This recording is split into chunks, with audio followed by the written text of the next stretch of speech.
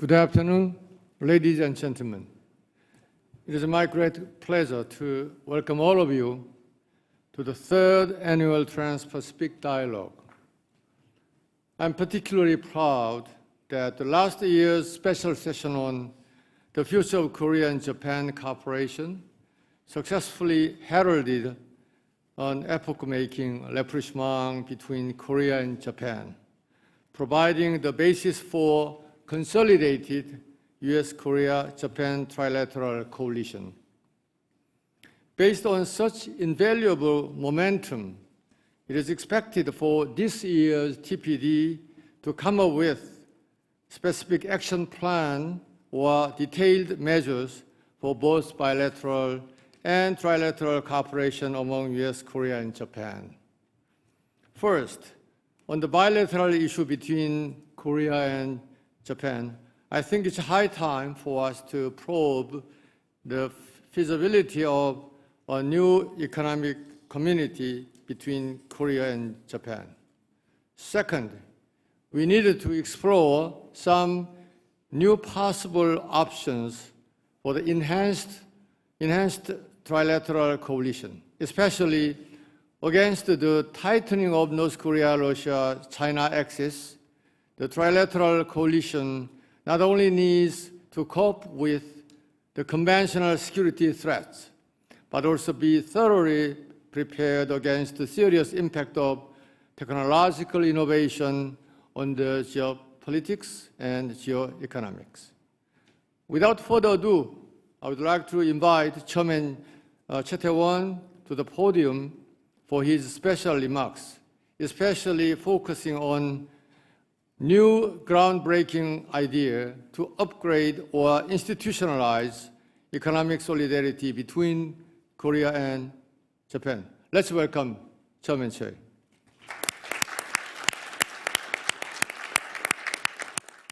It's quite a big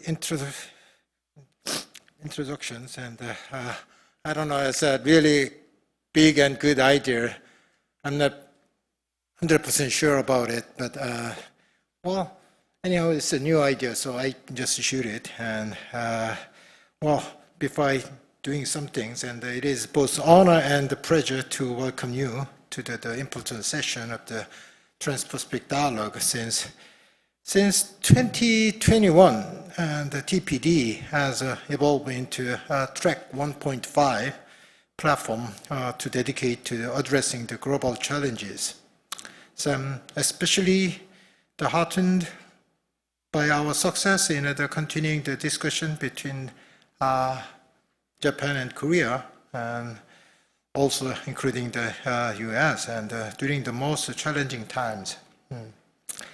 So let me also extend my thanks to each participant here today, and especially special gratitude goes to the Secretary Chuck Hale and chair of the TPD advisory group, and who skillfully coordinate the topics and for this year's meeting.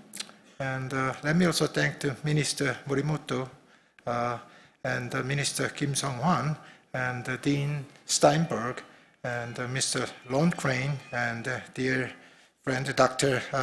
Edwin Fuller and Chancellor Park Cheol-hee. And there's also so many friends in here. As a businessman, I noticed that there's a conflict between the US-China, and it makes actually the market divisions. So market fragmentation is another challenge for the whole business and economies. And not only just the economies, every country has to change their own strategies and economic strategies, or the security matters. So everybody just thinking about it, how they adjust the new economies. So not only just the geopolitics matters, geoeconomics also there is some changes, as you know, due to that the separate market from the U.S. and the China, and also there is a EU, and these are actually the big market. So a country like Japan and Korea, well, actually we had a lot of benefit from the WTO systems. but so no longer we can enjoy that, well, that kind of benefit, and we have to adjust that a lot of difference of the supply chain matters, and well, economic security matters, and the market division, and somehow we are actually forced to move that our own the economic portfolios. So also the position of the China is changing as a, well, used to be China as a kind of big market, and well, no matter what, we enjoy that kind of size of the big market and a lot of growth potentials for the China's, and we enjoy more than 20 years. But now China become the actually not as a supply that all the demand, but they are actually the strong competitors in the whole value chain. So including the energy sectors and the semiconductors and the EV batteries, and well, even they are actually really advanced in the urban air mobility.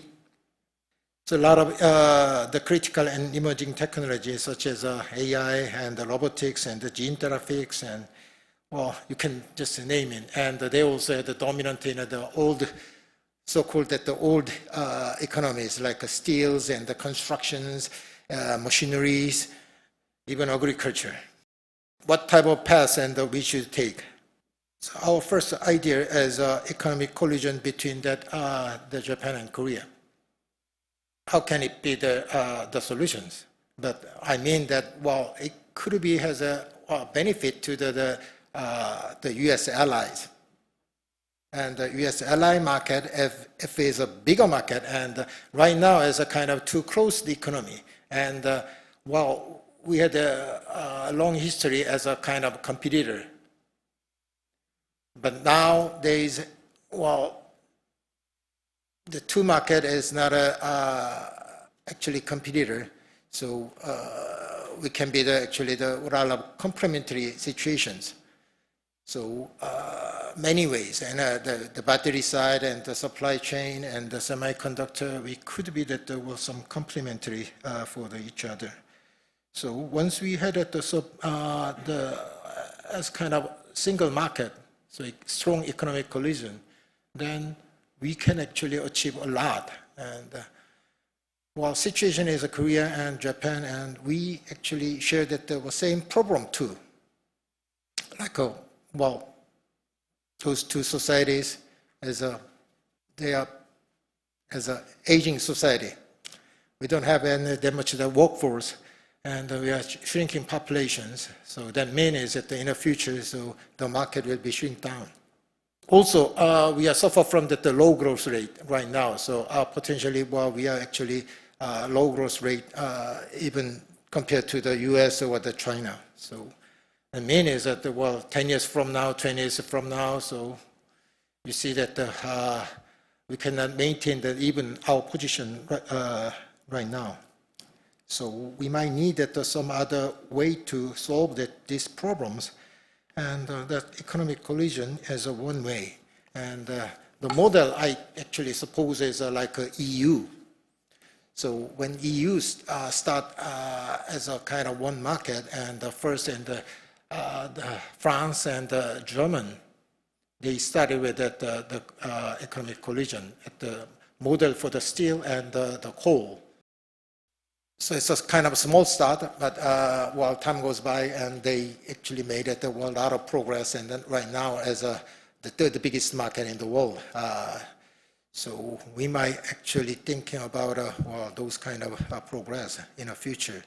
So, but right now, two countries can enjoy that lot of synergistic effect if we think really economic collision. So energies and well, even semiconductors, batteries.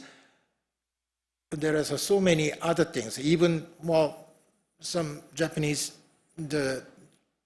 tour companies suggest us that we can actually develop a core product for that the tourism product for the third world.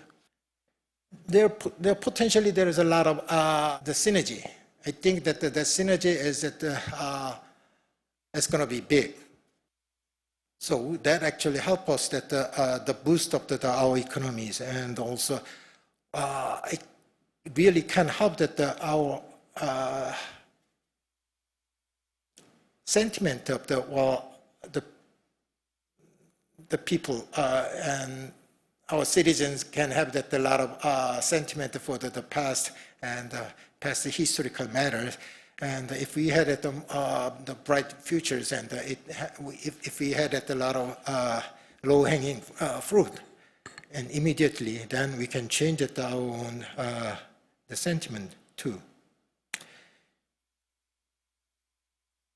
Okay, well, this is a kind of good for that Korea and Japan, but what about U.S. then?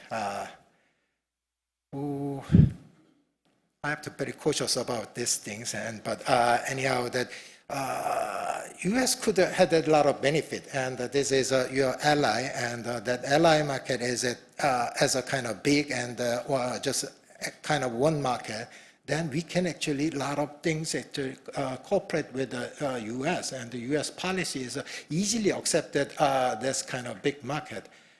So right now, as a U.S. is a GDP size about $25 trillion, but Japan about 5, and Korea is less than 2. So, but combine that actually as a much bigger size than our competitors. So the China is about 18 trillion market, and EU is about a 15 trillion market. So, well, Japan, Korea, and combined as it's only less than the 7 trillion right now. But in my head, some potential to grow, and we can actually observe that other Asian countries too. So could be that another. We can make that another size in the future. But important matter, as I try to raise, is Japan and Korea could make this some rule, leading country to how they set up the rules for that share our own values, like democracy, the free market, and market economies. If we really value about this, and we can set up our own rules between the two countries, then we can have a lot of allies together, and we share that the whole value together with even U.S. side and EU side, and also the Asian side together. So that actually has that. It's not going to be the ultimate answer, but it could be that to solve that. We still maintain some market economies in the whole world, and we can actually depend on the humanities and yes, our own values. So I wanted to mention about a little bit of security things. If we make some big economy in Northeast Asia, then it has some benefit, and even Northeast side of the China regions and Russia, and they have to actually to join these economies anyhow. So they can actually relieve that some tension about the Northeast, the Asia whole region, and it could have another option to solve that. The North Korea problem either. But it takes I know it'll take probably more than 5 to 10 years, maybe more than that. But anyhow, it has a lot of potential. So once we had the strong allies between that the Korea-Japan side, and if we make some big economy together, and it really helped that not only just at the U.S. side, but also I'm saying that it has this part of solution, part of option to China, also the Russia's. So it could make some kind of bring some peace in the whole Northeast Asia. So that's what I hope, and we never actually think this way. So I just suggest throw that this idea, and everybody just we can actually discuss this idea, and well, I'm not 100% sure that it could be fly or not, but actually, well, this is a kind of progress. Once we had that there was something wrong and that there is a problem with this idea, so we can actually fix it later on, so we can develop more, then I think we can make it. And probably there's another challenge. Well, it is, what is the difference from that CPTPP, APEC, and all those ideas? Yeah, CPTPP is good, but if there is too many players in a table, and we can never have that agree upon on certain things. So if we had some strong partners like Korea, Japan, and if we agree upon some kind of rules and share that our value, then actually once set up the wall, we can make the rule, then we can invite that, well, some other, the player or the member countries. So that's actually a difference. And once we had that some strong ally between even that share that this concept with the U.S., then actually U.S. could actually support that this one economic bloc. And I'm just dreaming of a fourth economic bloc. So it may fly or not, but at least that it's worthwhile to try this idea. So.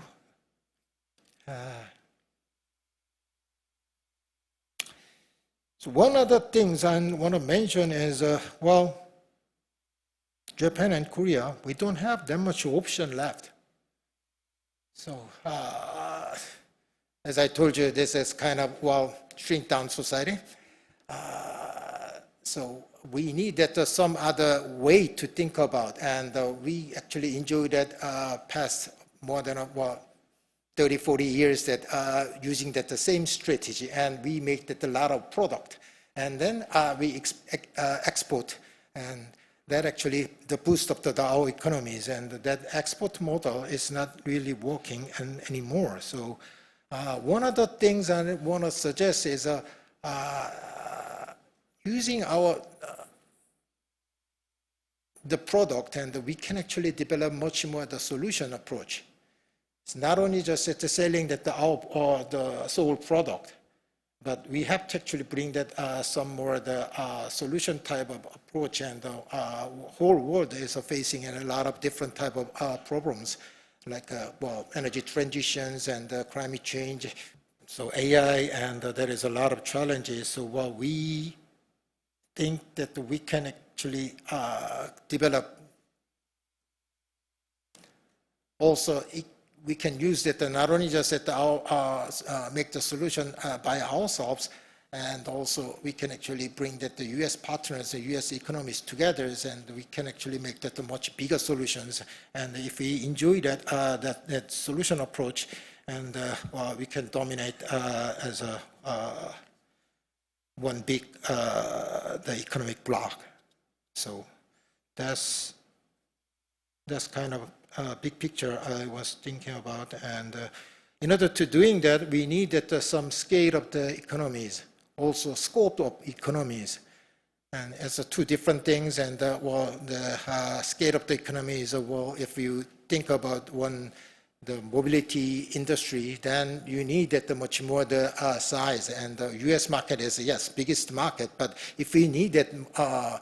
Solve that your own problem today, and you need that much more the bigger the scale of the economies, and if we get in together, then we can design that much more the bigger economies. Then we can actually solve that a lot of different type of problems, and also using that the scope of economy is a kind of different things. Well, as I just told you, that solution approach, we need that not only just targeting on this single industry. Well, if you, well, this is, everybody knows that the AI is going to be future business. And yes, AI is not only just ChatGPT things. And if you want that, developing that AI side, and you need that the huge data centers, and huge data center need that lot of chips. So if we had at a much bigger scale of the how we can actually develop the whole chip supply. Otherwise, there is no progress in the AI side. So also the energy problem is another big challenge. Using the big data centers, we need the bigger energy source.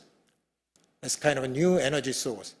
Otherwise, we cannot rely on a current central grid, because the central grid cannot actually support all that energy together. And if we upgrade the grid problems, the central grid itself, and we're talking about the huge money. So we might need another energy solution things. That actually I thinking about as a kind of economic scope of the economies. So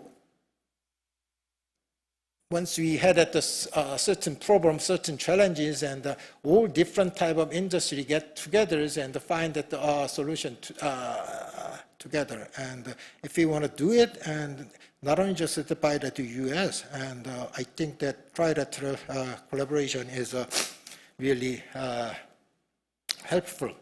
So that's why I think that we can actually make the one market approach. So in order to that, and I'd like to actually start with the relatively too small market, the first. But this is actually the Asia's second biggest and the third biggest market in Korea, Japan. And if we work together and it tests it on at least at the partial solution of the world these days problems. So yeah, I'm going to finish that all those things, and even it's not just the idea. Actually, I met the Japanese Chamber of Commerce and the Korea Chamber of Commerce, led by me, and we can actually have the meeting, and we agree upon make some joint study on what is the synergistic areas and how can we do it in the private sectors. And also, I already mentioned up this ideas a few days ago in the Tokyo Forum with the Chase Foundation and also the Tokyo University together. So I actually introduced this idea too. So I like to actually using Trans-Pacific Dialogue, and if we discuss that these things matter, then we could actually share that much more the benefit in the futures. So I look forward to the productive discourse to follow. Yes, thank you. Thank you very much.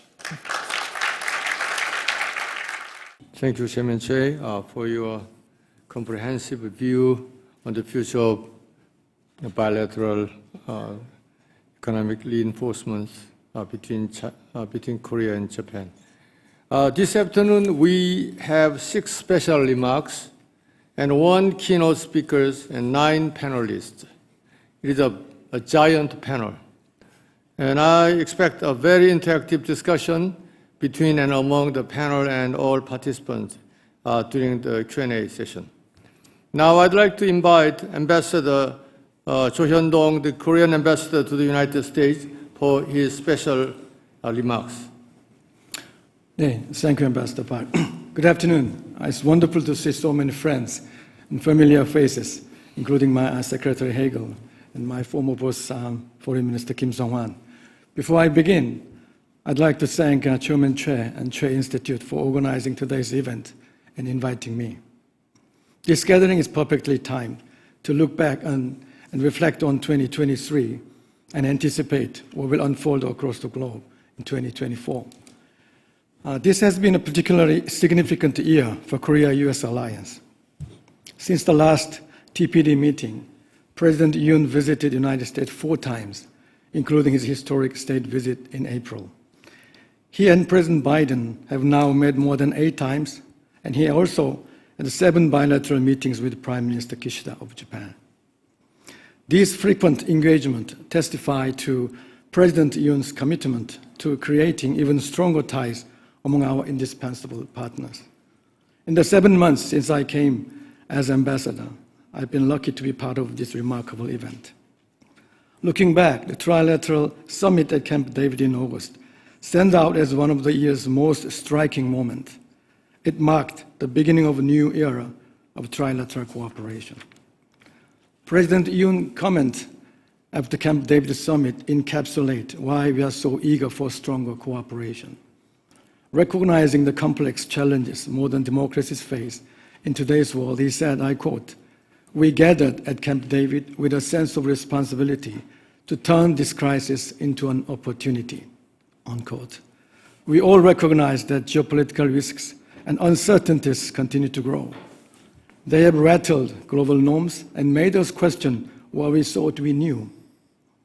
As Professor Paul Post recently wrote, we are living in not a world war, but a world at war. East Asia in particular has become the front line of global power competition. The phenomenal growth of new technologies like AI and reshaped economic order compound this competition. Navigating this new world is challenging, but as we all know, challenges can be transformed into opportunities. Although it has been only a few months since the Camp David summit, we have put many initiatives in motion to advance trilateral cooperation. Here I'd like to highlight some of actions already unfolding on the ground. First, on security cooperation. One of the commitments we announced in August will take place later this week. The national security advisors from our three countries will gather in Seoul to strategize how to respond to the geopolitical risks in the region, particularly the threat emanating from North Korea. Last month, our defense ministers had their first standalone meeting in Seoul to launch a mechanism to exchange real-time missile warning data. We also held our first ever trilateral aerial exercises in October and conducted a trilateral maritime exercise last week as well. The need for these exercises is obvious. We all face growing threat from North Korea, rapidly advancing nuclear and missile programs, and its aggressive nuclear posture and belligerent rhetoric. So it's only natural that we adopt a collective response to better deter Pyongyang and keep our region safe and secure. North Korea's recent launch of so-called reconnaissance satellite and boasting of its success highlight this urgency. It's also worth noting that after failing to launch a satellite in both May and August, the launch was only successful after Putin-Kim summit in September. Korean government suspended part of a comprehensive military agreement as a measured response. However, much to our frustration, Pyongyang then scrapped the entire agreement and redeployed troops and equipment to the frontline guard force within the DMZ. We are also renewing cooperation in cybersecurity. Since 2016, North Korean illegal cyber activities, including cryptocurrency theft, have increased sharply, targeting at least 29 different countries. We are working with the US and Japan to counter these threats. Last month, we launched a consultative group on North Korea's cyber threat to meet quarterly. We are also increasing our collaboration in countering disinformation from foreign entities, including from China, Russia, and North Korea. Foreign information manipulation is a grave transnational threat that undermines our democracies, and we will continue our collaboration to address it. Of course, North Korean human rights issue should not go unmentioned. All three countries are also deeply concerned about the situation in North Korea. Our governments are collaborating to draw attention to its worsening conditions and push this agenda forward in various multilateral fora. Second, to enhance economic security and secure critical technologies. Our countries are working together to secure supply chain resilience. We have adopted an early warning system for supply chains, which will rapidly share information on crucial supply chain disruptions to critical products and minerals. It is a big step forward, as together our three economies account for 31% of world GDP and produce 80% of world semiconductor equipment. We anticipate more collaborative research initiatives in order to advance critical emerging technologies, including AI, space, and clean energy. Together, we will set standards and norms for emerging technologies. In this spirit, next year, Korea, as a prominent tech powerhouse, will host 2 significant global gatherings on artificial intelligence. The Global AI Safety Summit, previously held in UK this year, will convene in Korea in 6 months. Additionally, we will be hosting the 2nd Global Summit on Responsible Artificial Intelligence in Military Domain, so-called RE-AIM 2024. So we are committed to working in concert with our allies and partners to ensure that these rapidly emerging technologies contribute to the betterment of humanity. Lastly, our partnership strives to benefit the entire Indo-Pacific. As democracies who share the value of freedom, human rights, and rule of law, we work together to uphold our values throughout the region. According to Freedom House, 10 years ago, about 50% of world population lived in a democracy, but that figure has now dropped to 20%. Against this backdrop, Korea is hosting the next Democracy Summit, taking the baton from the US. Korea's democracy rose from the ashes of conflict, so we have a lot to offer as a bridge for democratic nations in the region. But this effort will only be successful with unwavering support from our key partners like US and Japan. Our collaborative work to promote regional stability and growth is also well underway. Our annual trilateral Indo-Pacific dialogue, which will shortly be launched at the senior level, will serve a guiding force for this work. We are also enhancing the coordination of our development project, particularly in Southeast Asia and the Pacific. We have many shared policies and encompassing areas like infrastructure development and combating climate change. Recently, policymakers from all 3 countries met together in Hawaii to better collaborate with our development assistance. This collaboration will show how our joint effort will make a positive impact as a force for good and benefit millions in the Global South. As we institutionalize our mechanism of cooperation, the key going forward is to ensure that trilateral cooperation remains a priority for all. We cannot risk that this new era does not stand the test of time. It is pivotal that individuals from all 3 countries, particularly our business communities, establish people-to-people connection to ensure our cooperation survives and thrives. The longevity and depth of our partnership depend on people. Last week, my embassy hosted a media event for journalists and correspondents from US, Korea, and Japan. Many State Department officials and media representatives attended. The universal response was, why haven't we had this kind of gathering before? Why it took so long for us to do this? I hope similar get-together can take place in other fields. When private sector leaders and job creators work together, our people will recognize the tangible benefit for everyone, and it will provide a powerful testament to the advantage of trilateral cooperation. Before I conclude, I want again to congratulate Choi Institute and all participants for such a successful event. And I look forward to hearing the esteemed panel's view on more far-sighted and forward-looking ways we can turn this crisis into opportunity. I thank you.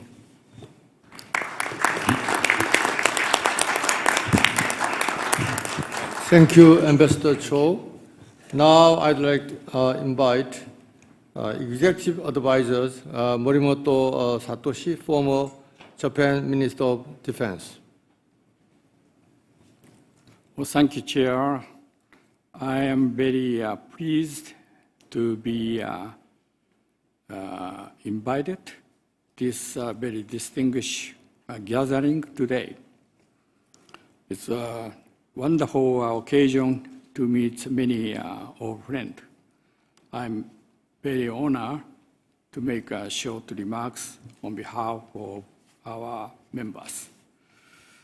I used to be an Air Force officer and transferred to Ministry of Foreign Affairs as a Foreign Service officer.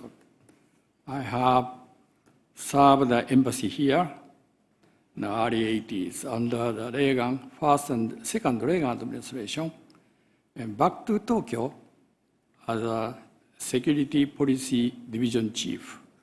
After that, I was assigned the defense minister from private sector for the first time. But anyway, the world is faced very significantly change, and it is more critical if the Taiwan crisis and the North Korea crisis as well.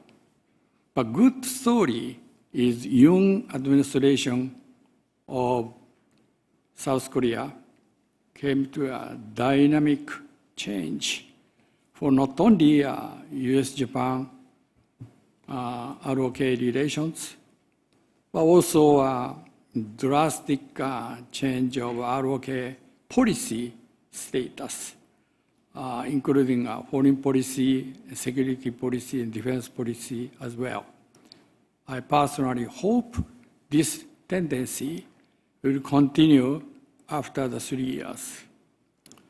The bad story is Ukraine war is becoming a mess. The energy to support, to assist Ukraine is a little bit shrinking. On the other hand, Russia's economy is booming up. It's clearly recovery. And Middle East, although President Biden is to make best effort to be a more better world, but anti-Israel movement prevailing in the world anywhere, especially a major city of each country. Russia get along simultaneously to demonstration. The China claim our Western approach and encourage global South to support China and Russia standpoint.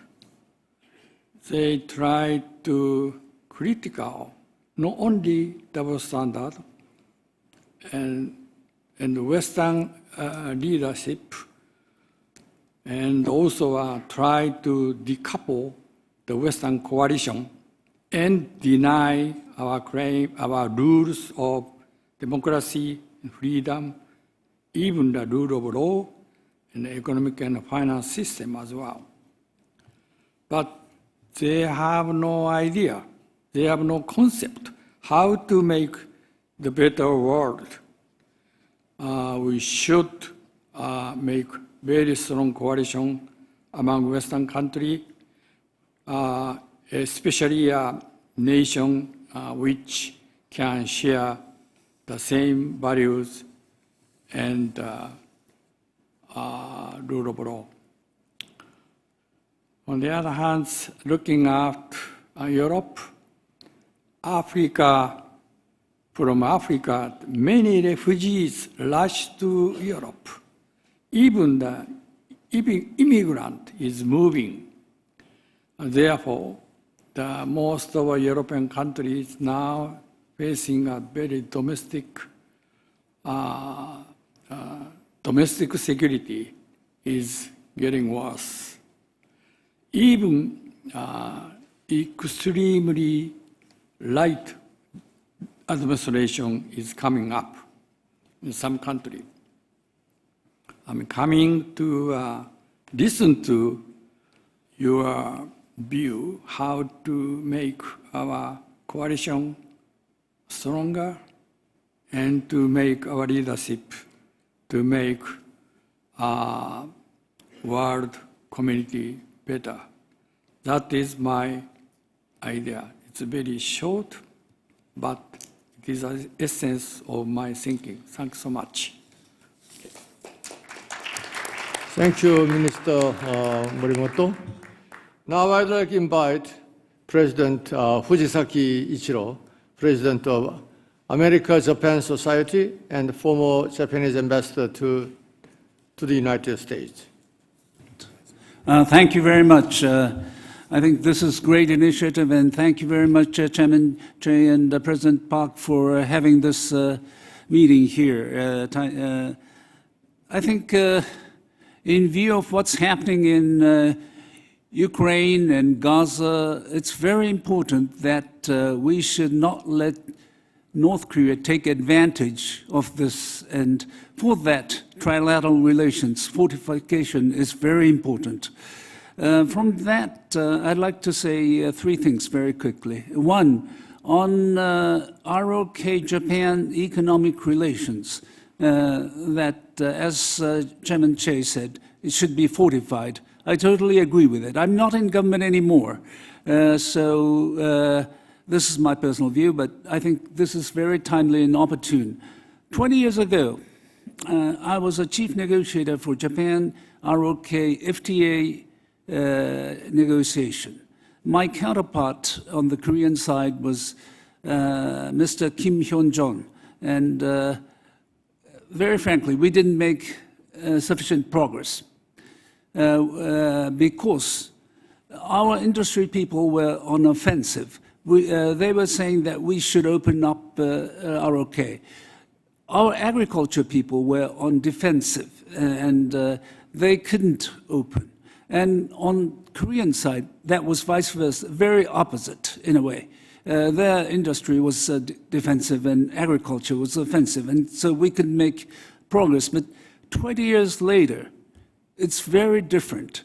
Our agriculture people are a lot more open now because they think they can find market outside of Japan. Industry people, they think, as was said by President Che, Korea-Japan economy could be compatible and complementary as well. So I think this is the time to really look at fortification of ROK-Japan relations. Maybe not just lowering taxes, because that is not the essence. I think what we need personally is a problem-solving mechanism, because WTO is not functioning, and every day issues may arise. So we should set up some mechanism and try to fortify our relations from there on. And I think within this triangle, this link of Korea and Japan is the weakest one, has been so, and should be as strong as other relations. So I think this is the time to look at it. That's point one. Point two, China's engagement or position on North Korea issues is very important, as we all know. And I would like to know if any of the Americans or someone else could enlighten us on the discussion at APEC meeting between President Xi and President Biden. We hear a lot about Taiwan, but not enough on North Korea. What has been discussed there? And if there was a commitment on the Chinese side to continue to not let North Korea to proceed with nuclear experiment or whatever, I would like to know about that. Thirdly, as I can see Mr. Steve Biegun there, and I was wondering if and when United States and North Korea would restart negotiations on nuclear issues, will freeze be one of the options for starting it? This is all I wanted to just say. Thank you very much.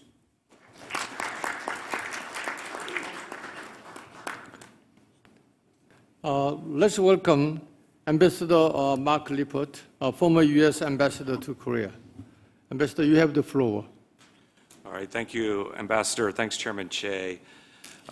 Thanks to Foreign Minister Kim, and of course my old boss, Secretary Hagel. I think I still owe him some memos from when I worked in the Pentagon and was his chief of staff. But in any event, I'll be brief and just make a few points to try to dovetail on what others have already pointed out. Starting with a broad observation, I think everybody in this room knows that Japan, Korea relations go in waves, and there are windows, and so goes trilateral cooperation as well. And there is a window now. And so what does it mean in the current context? First, obviously, the overall direction is strong, positive, and presents tremendous opportunities. What we've agreed to thus far, I think trilaterally, looking back the past year of remarkable progress, is a lot of process and framework, and that is very, very important, necessary, but not sufficient. And so I think our charge in this room, and others, of course, in government, is to put some meat on the bone, to put concrete deliverables out there. And let me suggest some areas in which we might think and explore putting more actionable items that can really drive the relationship forward. I should also say quickly, it's important to prioritize.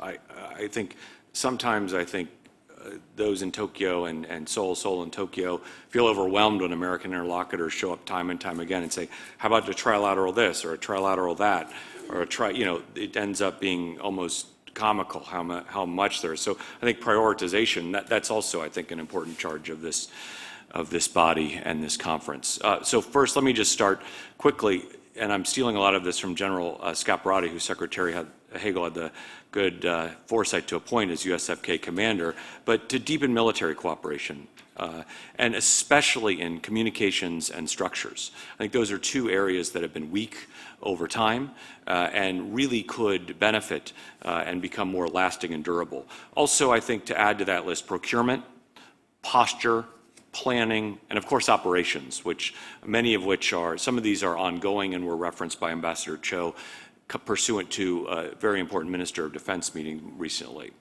Second bucket is intelligence sharing. Sensitive, difficult, but we do have the GSOMIA. It was hard fought, hard earned, and protected in very, very difficult bilateral times between Seoul and Tokyo. So I think using it is a very, very important task for both Seoul and Tokyo to exercise that muscle in a more fulsome way. A couple of ideas on how to perhaps round this out are Five Eyes plus 2 participation by Seoul and Tokyo, and also the AP4 at NATO presents some opportunities, especially with the appointment of Scott Bray as Assistant Secretary General for Intelligence. Here is a NATO official, U.S. credentials with a long history in Asia that I think is well positioned to help facilitate this dialogue in and around European gatherings. Third, a subset of the broader trade and economic issues, which are for others to explore, but on technology, I want to just touch on that briefly here. I think on the subject of critical technologies, we have tremendous expertise, industrial bases, all of that on the three sides. And I see Rob Atkinson here, who's an expert, deep expert on this, and I'm sure he'll talk longer, but I think talk later about this. I think we can agree on common lists of what are the most sensitive and priority technologies. We can identify the raw materials and supply chains that are necessary to maintain these critical technologies. And I think prioritization here is key because the supply chain issue can just go on forever if not careful. So I think it is important to identify 5 to 6 critical technologies. I do think early warning is a good step, but again, here necessary but not sufficient. I think coordination of industrial policy. This is a very tough issue. We have companies that compete against each other, but I think coordination in and among our governments, bringing in the business leaders, incredibly important. Hard, difficult, but I think worthwhile. Sharing of resources, especially in terms of trying to figure out where are the appropriate areas for technology transfer, right? Pooling resources on some industrial policy to support critical technologies, and trying to find a common defense against economic retaliation are also very, very timely and priority items. I'd also end on this one in terms of this bullet on technical experts, making sure that our immigration policies are aligned sufficiently to allow free flow of our best and brightest to support these critical areas. All right, a few more and I'll round out because I know I'm running up against time. I'm just going to talk about quickly ODA. We've talked for years about better coordination of our development assistance. It shows up on virtually every joint statement, and I think now is the time to really make progress here. And by progress, it's, I think, very difficult to reform our overall development agencies. They're different entities, they have different philosophies, but at least take a subset of some of the ODA, work together to put it into targeted areas such as 5G, such as countering some of the economic support that's going on around the globe that runs contrary to our issues. But I think that's a critical issue in which we can work. Final 2 points are bringing in our legislatures, because executive branches, ambassadors, as I'm living proof of, come and go. But what is durable in our system is our legislatures, right? They tend to last longer. They tend to be affixed to longer terms. And I think they have met before, right? And they do meet. But I think trying to figure out what is a common package of legislation that can institutionalize this, that can provide resources against it, and can basically try to reduce barriers to make sure that our trilateral cooperation is well aligned, I think is also critical to this. And finally, bringing in other countries. I alluded to it earlier a little bit with Europe, with the AP4, but everybody knows this. The Australians, Indians, Filipinos, Canadians, Kiwis, Singaporeans, these are pieces of the puzzle as well. This is an all-day endeavor to talk about how and when they fit, but needless to say, I think it's important to table it. You could also see where these, Japan, Korea, the US, plug better into existing groups like AUKUS. Great submarine technologies, long tradition of shipbuilding, history of nuclear energy. You do the math there. So with that, let me just stop and just say this is an exciting time, a well-timed conference, and the Che Institute once again is on top of it, bringing together the best and brightest to really facilitate an important dialogue. Thank you. Thank you, Mark. Now, I'd like to invite Minister Kim Sung-hwan, former Korean Minister for Foreign Affairs and Trade, for his remarks. Okay, the floor is yours. Thank you, Ambassador Park. And I'm pleased to attend this Trans-Pacific Dialogue again this year. And would like to thank Choi Institute and Chairman Choi and Ambassador Park for inviting me to this wonderful dialogue. Well, as you remember, at the meeting last year, one of the biggest concerns was whether transformation of relations between Korea and Japan can be made. However, over the past 12 months, there have been sea changes in our relations. And 3 weeks ago, at the Korea-Japan Summit on the sidelines of APEC meeting, President Yoon Suk-yeol declared that, I quote, "The intergovernmental consultations that were agreed upon between Korea and Japan have now been restored to 100%, I quote, unquote. So the Camp David agreement would not be possible without transformation of this relationship between Korea and Japan. And as for the trilateral partnership, I would like to talk about 2 points. The first one is institutionalization, and then cooperation with the private sector. At the moment, the most compelling task for trilateral partnership is how to make trilateral cooperation sustainable and effective in the coming years. At Camp David, 3 leaders laid the groundwork for institutionalizing the cooperation mechanism by agreeing to have an annual summit and a number of ministerial meetings. That is good. But in the past, we experienced that the agreed system did not work so well when there were changes in the domestic political situation. There are concerns about this issue because US presidential election is scheduled for next year. So as one of the ways to allay these concerns, I would like to suggest that a trilateral cooperation secretariat be established as soon as possible to oversee and coordinate trilateral cooperation. This establishment of secretariat itself would not guarantee the sustainability of trilateral cooperation, but I believe that a stronger form of institutionalization would make people think twice. This issue also applies to the relationship between Korea and Japan. In recent months, I have heard a growing voice in both countries that Japan and Korea should consider signing a treaty similar to the Élysée Treaty between Germany and France. In view of domestic political situation in both countries, this will not be an easy task, and some say it is still premature to raise this issue. But I believe it is necessary for the two governments to consider this issue even as a long-term task. And there is a Korean saying that well begun is half done. I think now is the appropriate time to start discussion on this issue.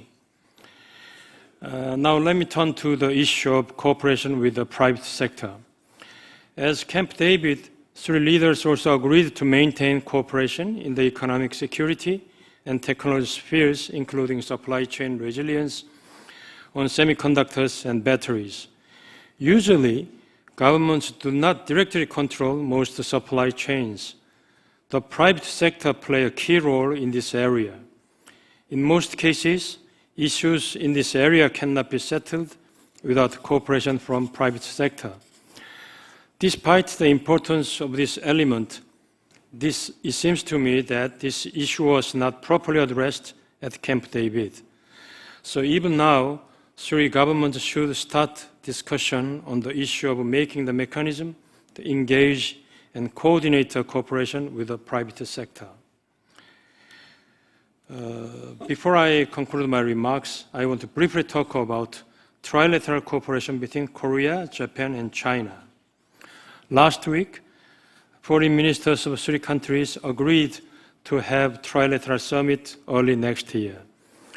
The trilateral cooperation among these three countries has been somewhat stagnant in recent years due to historical grievances and the political differences. I believe as relations between Korea and Japan has been greatly improved, we need to think of how to effectively use this trilateral mechanism to serve as a dialogue channel with China and secure constructive role of China to minimize the risks from ongoing geopolitical fragmentation and supply chain disruptions. I stop here and thank you for listening.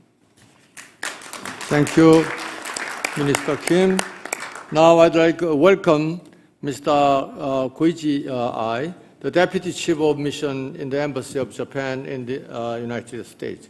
Due to the ongoing transition process in the Japanese embassy, Mr. Ai will deliver special remarks on behalf of Japanese ambassador. Mr. Koichi Ai, the floor is yours. Thank you, President Park. I am grateful to Che Institute for Advanced Studies for giving me this opportunity to speak in front of such a distinguished group. As I have a brief think tank experience of my own, I know something about organizing a symposium. I am most impressed by the quality of both the program and the participants. My respect and congratulations to everyone involved in making this dialogue possible. I find this year's TPD particularly significant because of the rapidly evolving global security environment, as well as the important recent development in the trilateral partnership among Japan, the Republic of Korea, and the United States. In August, the leaders of the three countries met at Camp David. The meeting, set in the venue with rich diplomatic history, provided an opportunity for the leaders to engage in direct and frank exchange of views and to further deepen their mutual trust. But beyond the symbolism of three countries standing together, the meetings produced some important concrete outcomes, which will form the foundation for future advancement of the trilateral cooperation. Three general aspects are worth highlighting. First, we are enhancing strategic coordination between the US-Japan and US-ROK alliances and bringing our trilateral security cooperation to new heights. Second, we are expanding our cooperation not simply in geographical sense, but in the scope of cooperation in areas such as economic security. Since 1994, the trilateral format has developed over the past 3 decades, and its scope of cooperation has expanded both in geography and in policy agenda. Third, it has been decided that the trilateral meetings will be held at least once every year at the levels of leaders, foreign ministers, defense ministers, and national security advisors. Regularizing meetings at different levels will allow the trilateral cooperation to be elevated to the higher level. It would be useful to briefly touch on the implications on the regional issues. DPRK's ever-increasing nuclear and missile threat, Russian invasion of Ukraine, the unilateral attempt to change the status quo by force in East China Sea and South China Sea. Free and open international order is in peril. It is a natural progression of our relationship to unlock the potential of the trilateral strategic cooperation and to inaugurate a new era of the partnership. Responding to the threat posed by DPRK's activities is among the most important of our trilateral cooperation. In the wake of North Korean launch on November 21st, the 3 foreign ministers issued a joint message strongly condemning the launch as a flagrant violation of relevant Security Council resolutions. They also reaffirmed that they would continue to work closely together toward the complete denuclearization of North Korea in accordance with the Security Council resolutions. In the area of defense, we are in the final stages of discussion towards operationalization by the end of this year of the data sharing mechanism to exchange real-time missile warning data of DPRK. Trilateral exercises have seen steady progress as well. For the first time in history, we conducted a trilateral aerial exercise in October. Also in October, US-Japan ROK joint statement condemning DPRK Russia arms transfers strongly condemned the provision of military equipment and munitions by DPRK to Russia. China poses by far the most serious test of the fundamental values and solidarity of the international order. The challenge is real. In the Indo-Pacific, China continues its unilateral attempt to change the status quo. Concerns over China's actions incongruent with the rules-based international order must be clearly articulated and conveyed to China. We are witnessing a historic change in the balance of power, particularly in the Indo-Pacific. The situation demands of us a strong conviction that we work together to defend the fundamental values of the international order. That the leaders of our 3 countries share such a conviction and clearly articulated the vision going forward accords historic significance to the Trilateral Summit. Lastly, the economic aspects of the trilateral endeavor. Indo-Pacific is the engine of growth in today's world. The combined GDP of the 3 countries accounts for approximately 30% of the global total. We have comparative strength in strategically important industries. The potential and the necessity of the trilateral cooperation in bringing peace, stability, and prosperity to the region are crystal clear. That the leaders have emphasized the need to work together toward enhancing rules-based economic order and agree to promote specific cooperation involving critical and emerging technologies and supply chain resilience is particularly noteworthy.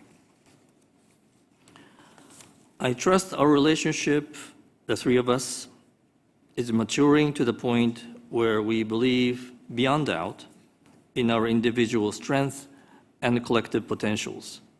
We are ready to move forward.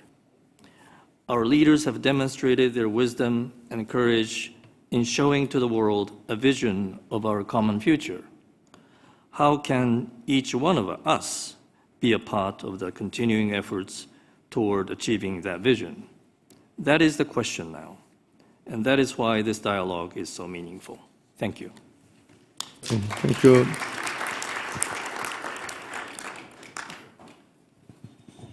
Now it's time for us to invite Chancellor Park Chul-hee of Korea National Diplomatic Academy for his session keynote address. Chancellor Park, we are ready. Thank you, Ambassador Park. I'm so pleased and honored to deliver a session keynote speech at the third round of Trans-Pacific Dialogue. Thank you for inviting me to the TPD again. First of all, I wanted to give a big credit to the Che Institute for promoting trilateral cooperation. I still remember 2021, when we first initiated this Trans-Pacific Dialogue. The Korea-Japan relations was at its bottom. I think it was a very courageous decision for the Che Institute to initiate this trilateral dialogue in the United States. I think we are sharing fruits of all the dialogue we had over the past 2 years and 3 years. Thanks to the efforts of all the present people here, I think a trilateral cooperation entered a new stage. But I want to remind you that Korea has been a primary driver of the trilateral cooperation by taking a bold initiative to improve the relationship between Korea and Japan. Without improving Korea-Japan relations, setting a new stage for trilateral cooperation would not have been possible. The Yoon government made it clear that we should not bound only by historical controversies with Japan, and then Korean diplomacy should go beyond the Korean Peninsula issue. This new way of thinking made it possible for us to put the Korea-Japan ties and eventually trilateral cooperation on a very different elevated platform. Why do trilateral partners need to cooperate? I think the answer is rather simple. United, we stand. Divided, we fall. So the three countries had better be united to preserve and promote the rules-based international order, as I mentioned. I think a Russian invasion into Ukraine represents a rule-breaking practices. And the North Korean behavior of the developing nuclear and missile technology represents rule-ignoring behavior. And China's practice of expanding its sphere of influence in a regional and global theater represents a kind of a rule-modifying practices. So I think we have to stand together against those illiberal challenges and spoilers to keep the rules-based international order. Also, trilateral partners had better be united to secure reliable and credible supply chains. Though countries remain interdependent, even at this moment, supply chains can be easily distorted, disconnected, or even be destroyed because of increasing competition among countries. I think trilateral partners are expected to stand together against destabilizers in economic market to secure stable and sustainable supply chains. Also, trilateral partners had better be united to strengthen our competitiveness for the future.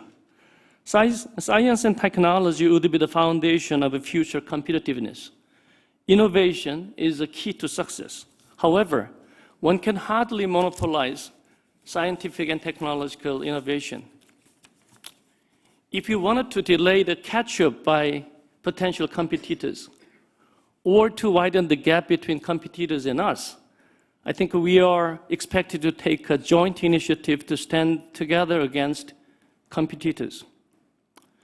In order to elevate the level of cooperation among trilateral partners, we are to take collective actions based on coordinated strategies.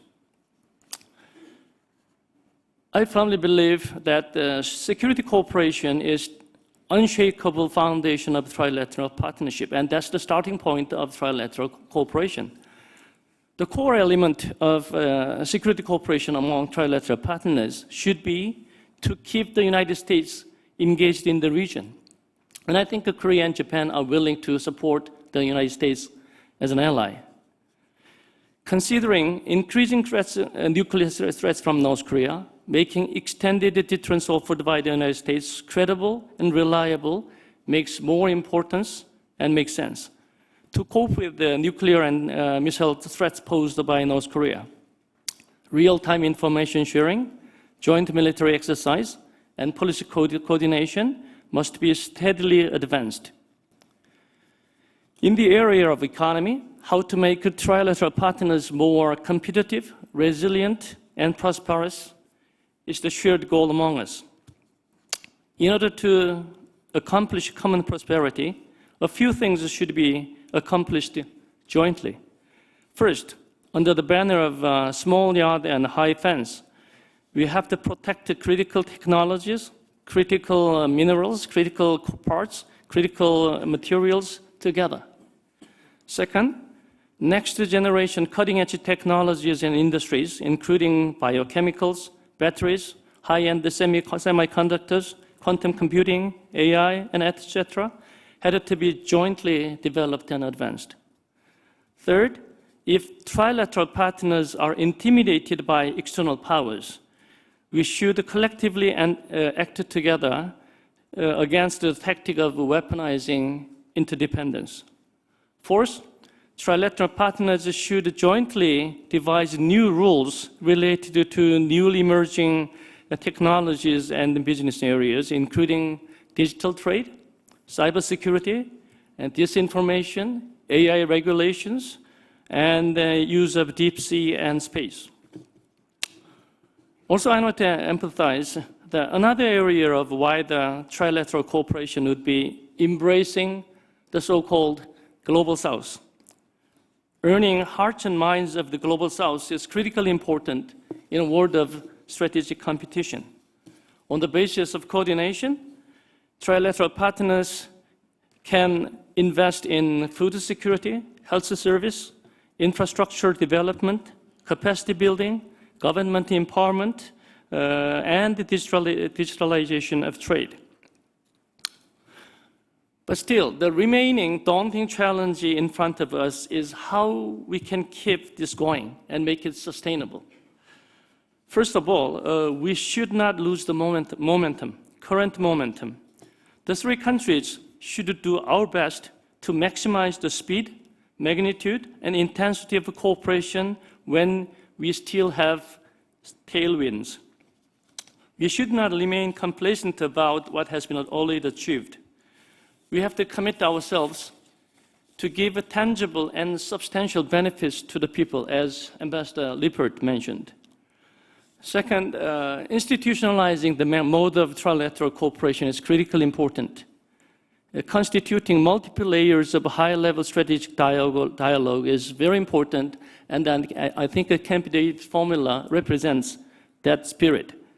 But I wanted to add up that, as Chair mentioned, forming a transnational corporate alliance among the three countries will be a great firewall to guard against other countries and then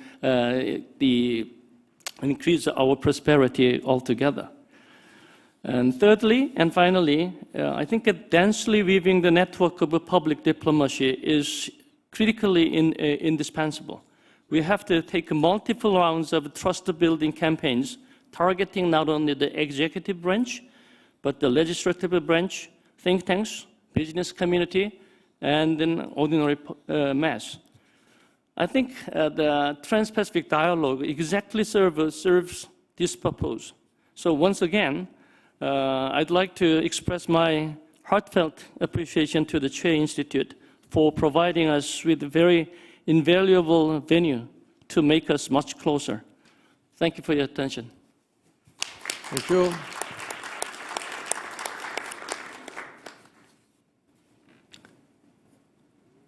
Our first session,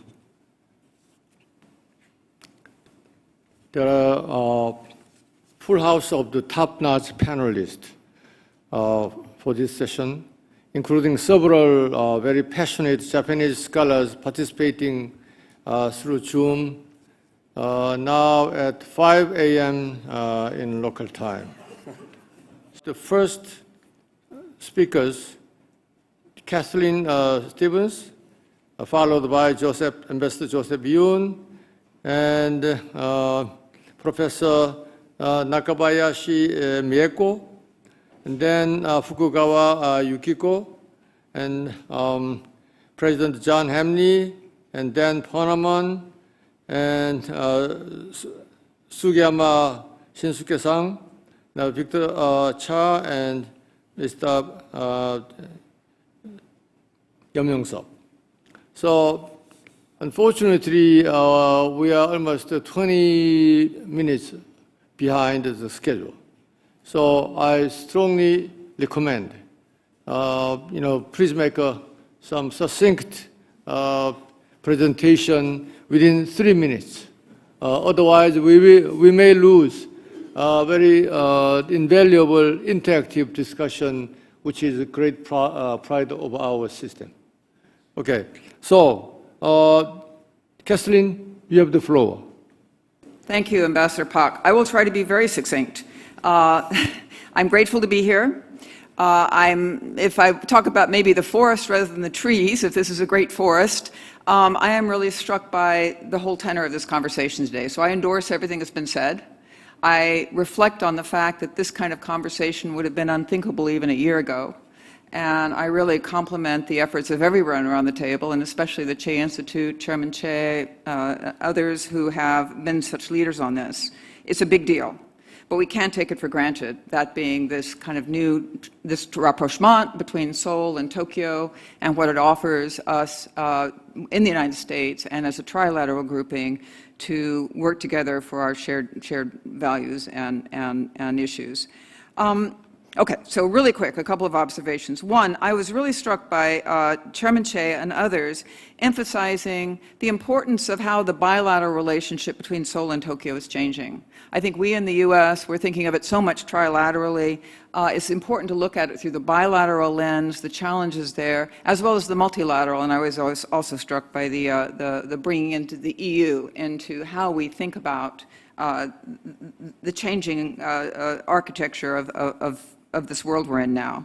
Second, I wanted to endorse, it won't surprise you, the point that Ambassador Joe made about putting roots into the relationship, or as Mark Lippert said, meat on the bones, especially in the people-to-people area. And on that, I would underscore one thing that hasn't been mentioned. There's a mention in the Camp David of Women's Empowerment Initiative. That's kind of old language. I'm not really crazy about the word empowerment, but I just want to say women have to participate. I'm saying that. I'm happy enough. Another change. I'm sitting between a Japanese and a Korean colleagues, both of whom happen to be women. That probably wouldn't have happened a few years ago. That's moving up. But as we look at the issues that have not been mentioned, so I'm going to mention two. One in particular, I think, I would say all of them, certainly are not going to be addressed absent true involvement of all segments of society, including women, and that is the demographic issue, which is not mentioned in Camp David. There was an article in the New York Times yesterday that said, is South Korea disappearing? The answer is no, it's not. But, there's a lot in here, and we realize that we're addressing so many difficult and challenging and indeed existential issues. This is one, and I would offer it as one that we should put on the agenda going forward. And finally, the other thing that's not in the Camp David statement that somehow has not been mentioned, because it's been an obstacle in the past, is history, or sometimes historical reckoning. We are democracies. History should not be taboo. It should not be an obstacle to moving forward. But as we seek to make this relationship resilient, sustainable, and dynamic, history is also a part of how we engage as citizens, as scholars, as officials. Was that 3 minutes? Excellent. But you just saved 1 minute. So you mentioned some of the relationship with the bilateral relationship and the trilateral process. But I think if I reflect on what has been discussed up until now, it's not the issue of the dichotomy. So it is just, some complementary one, maybe sometimes, some gradual step-by-step approaches or mutually reinforcing element. But I'm very open to anybody who will challenge my observation up until now. Okay, Ambassador Yoon, you have the floor. Thank you very much, and thank you to Ambassador Stevens, my former boss in Seoul. She was a good boss, by the way. And about 6 weeks ago, I retired from the government second time, so I feel very, very free to speak. So excuse my exercise in freedom today. So let me just make two observations from our previous speakers. The first is that ROK, Japan-US trilateral relationship has tremendously improved, and corollary to that is, of course, it is increasingly being framed, or maybe I should say completely framed, by the global competition between US and China. And of course, this is music to, by the way, Washington's ears. They will love hearing about it, because I do think the #1 goal of the Biden administration has been to improve alliance relationships. Really the best evidence, as Ambassador Cho said, is the Trilateral Summit. Of course, shadowing that trilateral relations is trilateral on the other side, which is China, North Korea, and Russia, and that they have also improved tremendously. So that's my observation #1. Observation #2 is that especially this kind of bloc alignment, quite reminiscent of the Cold War, means North Korea is no longer isolated. It is no longer a pariah state. And I think the early victim of that is denuclearization of North Korea. Nobody really is talking about denuclearization. I don't think anyone is serious about engaging North Korea on denuclearization. The last serious attempt was, of course, made in Trump administration by Steve Biegun, and so it'd be nice to hear from him tomorrow on whether, in fact, such thinking is going on other side at all. So what does it mean? So based on those two observations and strongly expressed desire to improve the long-term trilateral, kind of, put the gains and make further gains, I would propose to you, and there is now beginning to be increasing talk in Washington, that the trilateral relationship, military relationship, has to go step up through something like a trilateral defense arrangement, and if you want to be ambitious about it, mutual defense commitment by both three countries on each other. This will be something like NATO Article 5 commitments, in which attack on one is considered attack on the others, and you will automatically trigger a response from the others. I think, obviously, for Washington, this is certainly thinkable, I believe. But I do think there are issues between Japan and Korea on this, even though on the military side, as we have heard, a number of speakers talk about increasing intel sharing, increasing joint exercise, and so on. So what is the, kind of appetite for trilateral defense commitment on that score? The second idea, really also following Chairman Che's example of putting out some new ideas, is now I do think it's time to rethink out of the box on denuclearization of North Korea. I don't know whether anyone seriously thinks this is possible anymore, but the strategic disparity between South and North Korea is just too great right now. And South Korea, with an economy, now 1.5 trillion, getting to be almost 2 trillion, with its advanced technology, I don't think it can continue to live under the threat of increasing WMD, both missiles and nuclear weapons. And certainly South Korean public does not think so. I think there was very early this year, a poll done by Che Institute, which showed that well over 70% of South Koreans support indigenous own nuclear weapons.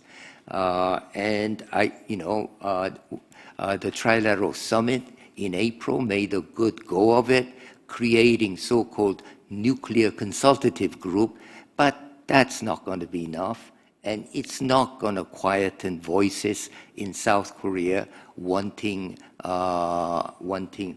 their own nuclear capabilities. And it's something that Washington has to think about, and something I believe that is obviously long ways from where we are now to indigenous nuclear weapons. But there are certainly steps along the way, such as, for example, allowing or renewing nuclear 1, 2, 3 agreements to allow for more reprocessing, allowing nuclear sharing, allowing tactical nuclear weapons, and so on. So I do think we need to think out of box on denuclearization. The last time multilateral met on denuclearization was now well over 10 years ago. So I throw out those two ideas, which I think Washington is becoming somewhat warmed up to. One, on trilateral defense commitments, mutual commitments. Second, rethink on denuclearization, perhaps giving South Korea more flexibility in its nuclear capabilities. Thank you very much, Ambassador Che, and it's great to be back here again. Thank you. Thank you. I don't know how many, more retirement you are expecting now. You mentioned a very important element of some analogy, applicability of NATO article based on Article 5. Basically, the Article 5 has some limitation, in its relationship with Article 11. But anyway, you just raised a very important element, which entail further studies among ourselves. Next speaker will be Nakabayashi Mieko, professor of Waseda University. Thank you very much. First of all, and most importantly, I'd like to praise Chairman Che, Ambassador Park, and Che Institute to bring us together in this room today. Chairman Che's leadership and courage are something that I have never really experienced before.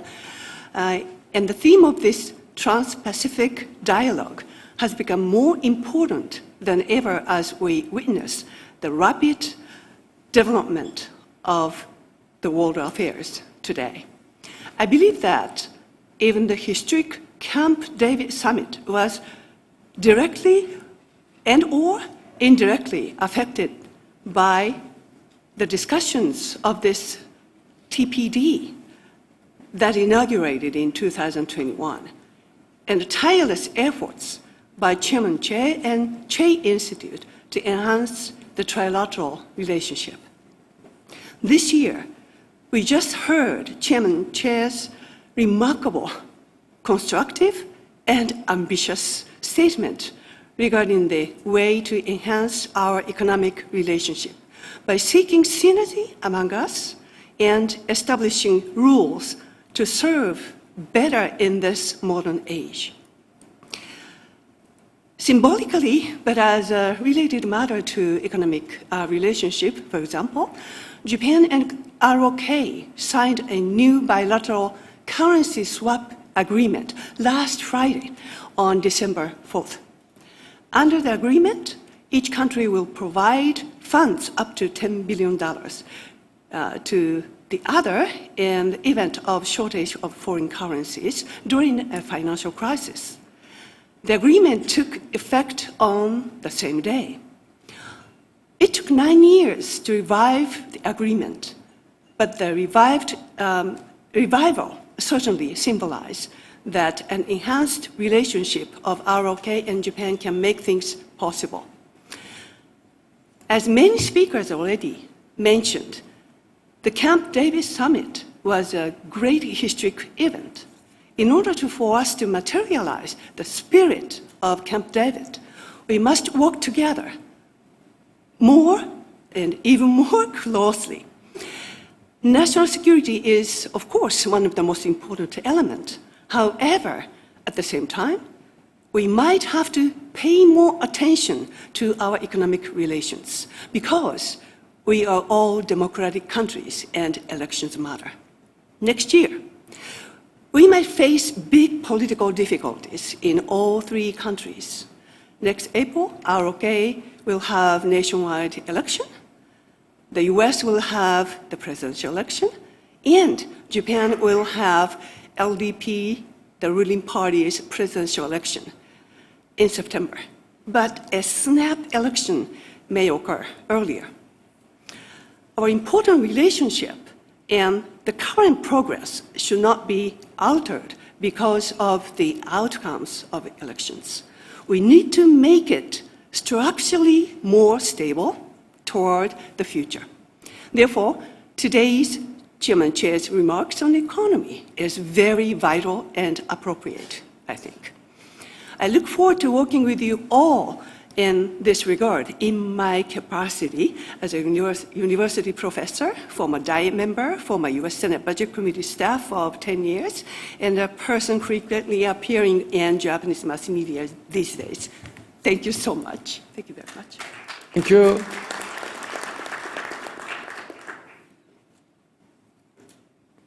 President John Hamney. I apologize to everybody, but I came down with COVID 2 days ago, and the last thing you want from me is COVID. So I need to stay away. And congratulations to the Che Institute, to you, Incook. This is you've really created an important and valuable mechanism for this coordination. Thank you. I'll be very brief. 2 comments. The first, and Dan Poneman can really amplify on this. You know, there's going to be a massive build out of nuclear reactors over the next 25 to 30 years. But unfortunately, the bulk of them, if current trends continue, bulk of them are going to be built by China and Russia. You know, over the last 6 years of the 30 reactors that have been started, 85% of them are being delivered by Russia and China. My concern is neither one of them is a champion of non-proliferation. And we are on the edge.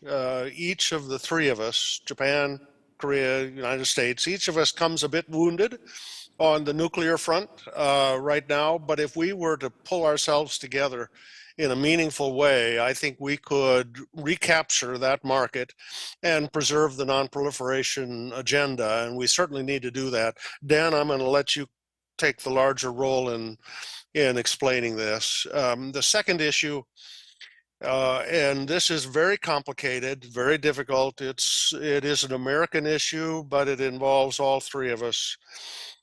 We need to do some serious rethinking about our command relationships in Asia.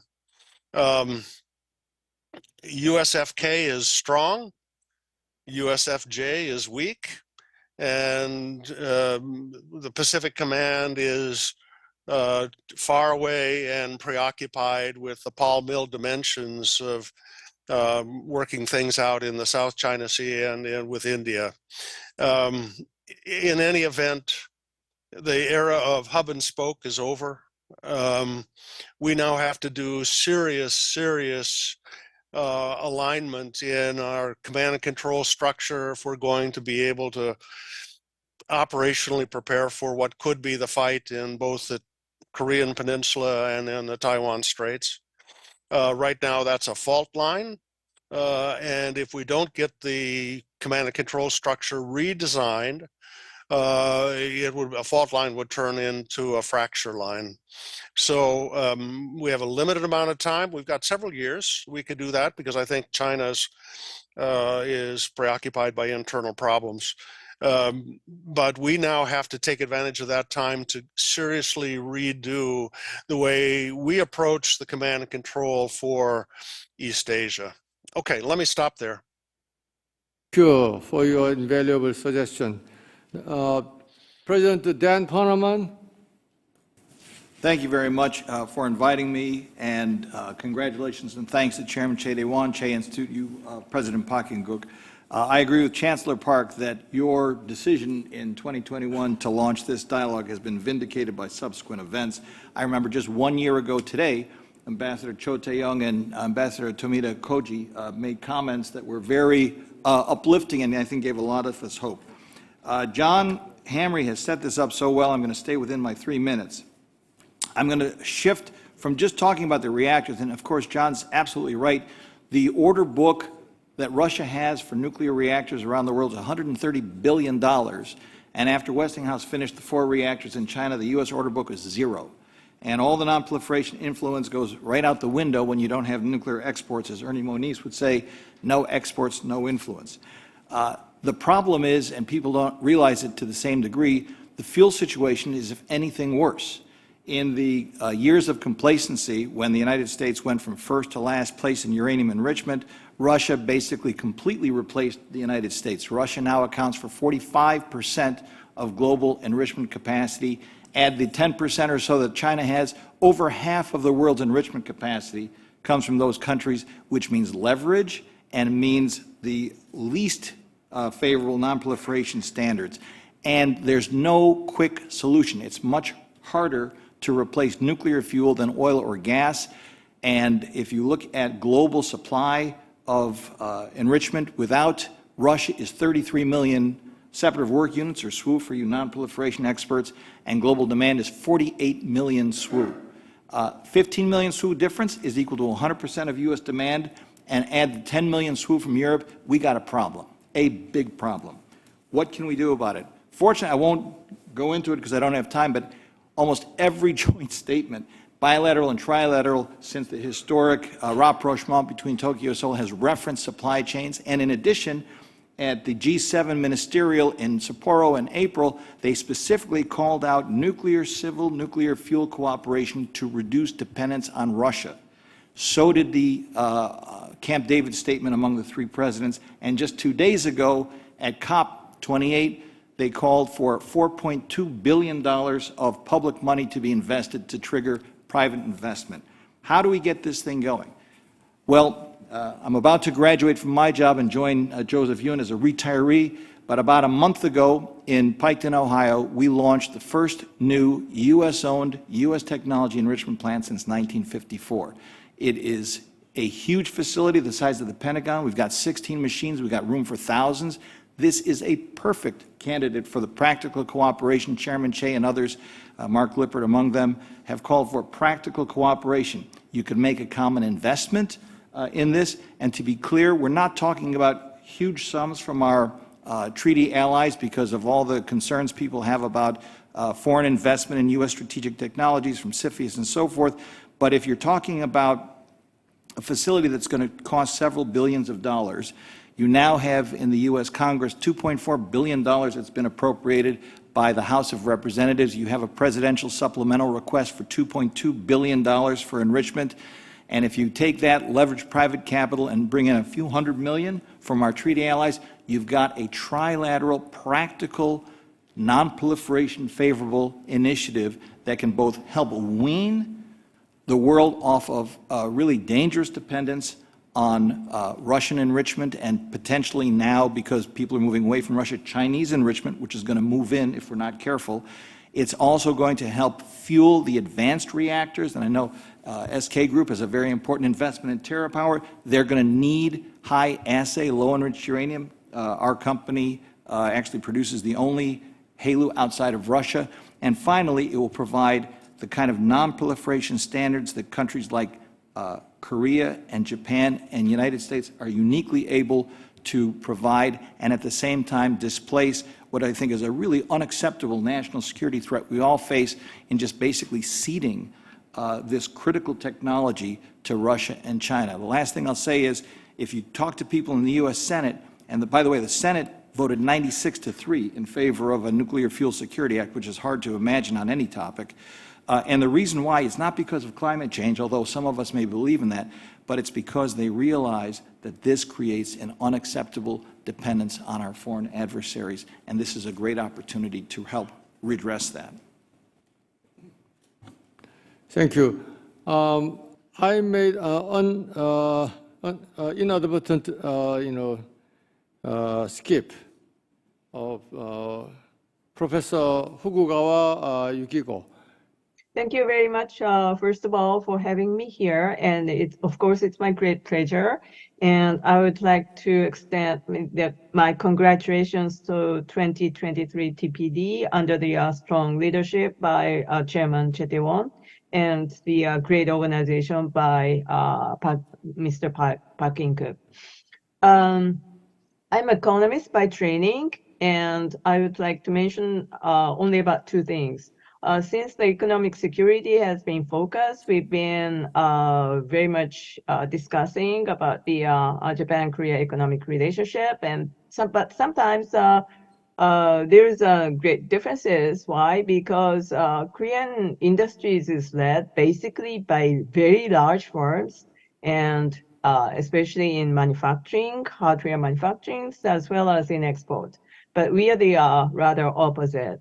Of course, we have some industries, but SME share is far greater in terms of even the value chain, and we are not so much dependent on export. The export dependency of Japan is nothing really different from the US at the surface, at least, and we are so much deindustrialized already, unfortunately.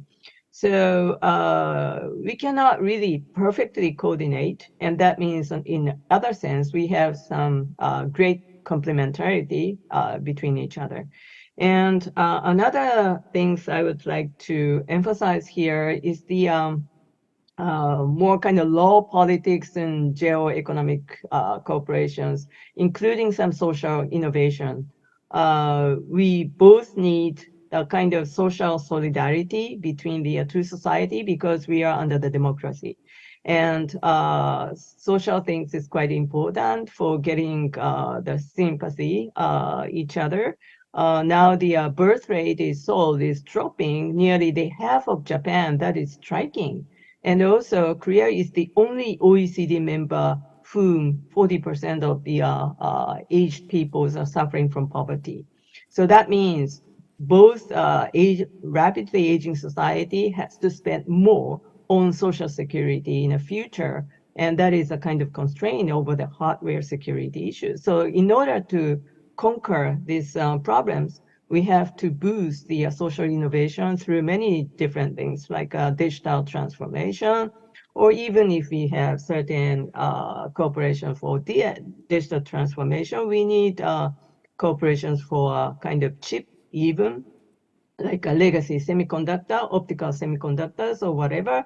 So that's going naturally to bring the two economies together. Thank you very much. Thank you. Next speaker will be Ambassador Sugiyama Shinsuke. We will listen to his message through a video.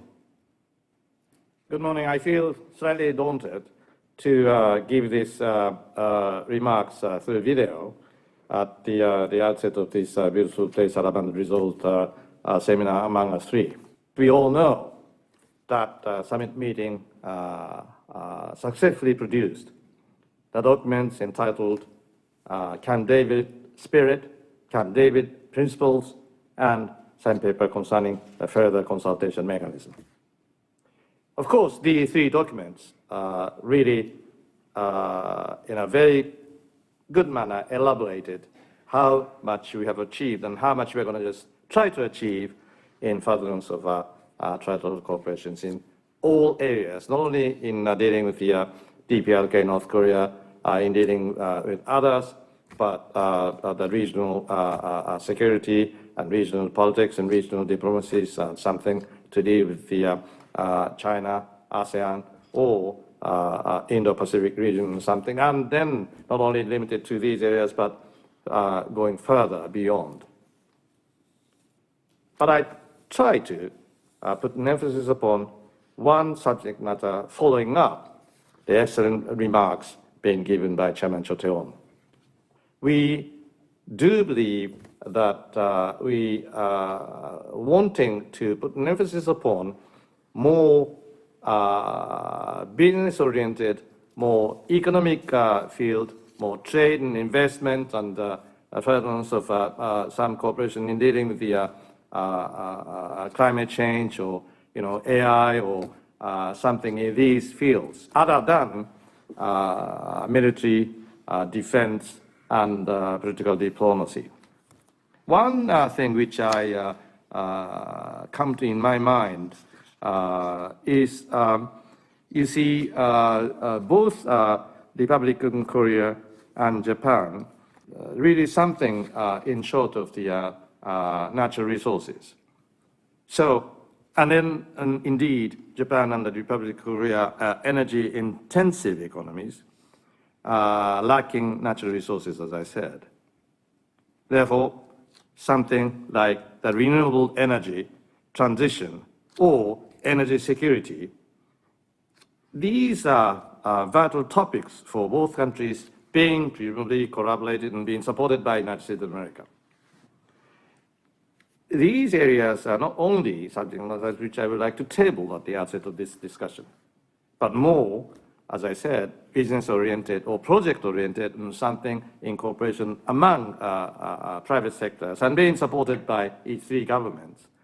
I really would like to say that the initial remarks being given by Honorable Chairman Cho Tae-won hits really right things upon the nail. So let us try to hope that we are going to be able to further discuss in details about what we would like to know and what we would like to go in slightly in a detailed manners in enhancing our trilateral cooperation. So I would like to see all of you maybe following the second day face to face, and then until then I say thank you. Thank you for your listening. Thank you for your attention. Thank you. Okay, thank you. Next speaker will be Dr. Victor Cha. Oh, thank you. Well, I too want to congratulate you, Ambassador Park, Chairman Che, and the Che Institute on the third TPD. I'm sorry I cannot join you in person. I too came down with COVID over the weekend, so it's better that I'm not there. I'm going to share 4 specific ideas about bilateral and trilateral cooperation that address specific challenges posed by China and Russia that have not yet been fully addressed by Camp David. The first challenge relates to military security. There are many lessons from the war in Ukraine that might deter China from becoming bogged down like Russia has done, but there is one more that might incite Chinese aggression. And this is the advantage to be gained by straining the capacity of the United States to manage multiple contingencies at once. The war in Ukraine and the Middle East have caused experts in Asia to consider the possibility of a dual contingency involving Taiwan and Korea that would stretch the United States beyond its limits. Those in Taiwan describe it as opportunistic aggression by North Korea to distract the United States from the Taiwan Straits. Those in Korea describe it as a window of opportunity for China to act in Taiwan while the United States is engaged on the Korean Peninsula. To avoid these nightmare scenarios, the three allies should consider South Korea and Japan cementing a bilateral security declaration to strengthen deterrence in the two theaters. This is not a mutual defense treaty like the US-ROC alliance, which would induce entrapment fears, but a political declaration of common security interests similar to what Japan and Australia agreed to in 2007 and updated in 2022. The second challenge relates to information security. China dominates the information space in the global south. Currently, China's CCTV and Xinhua News Agency provide free video and news story scripts to over 1,700 media companies in the global south that create false narratives about the war in Ukraine and about many other things. The United States doesn't have the capabilities on its own to correct this narrative, and while the military conducts information warfare well, the focus is largely on the battle space, not civilian space, and it is tactical rather than strategic. The State Department's Global Engagement Center, whose mission is to counter disinformation, has an annual program budget of just over $50 million. A recent U.S. government report on China's disinformation estimates the effort in the billions and billions of dollars by China.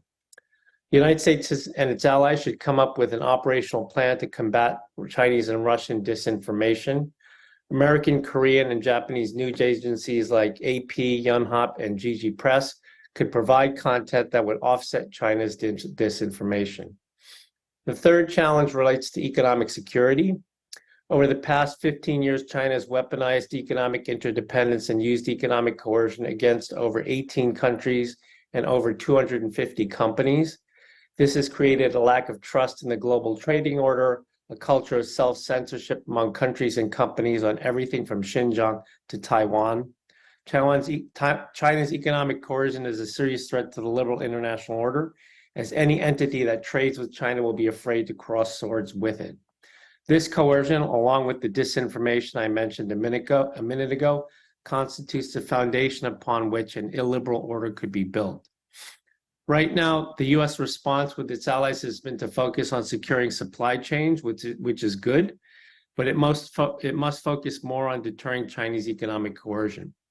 The three allies, along with Australia, should form a collective economic deterrence pact that will threaten retaliation against China if they use economic bullying as they did in 2016, 2017 to South Korea and to Japan over rare earths.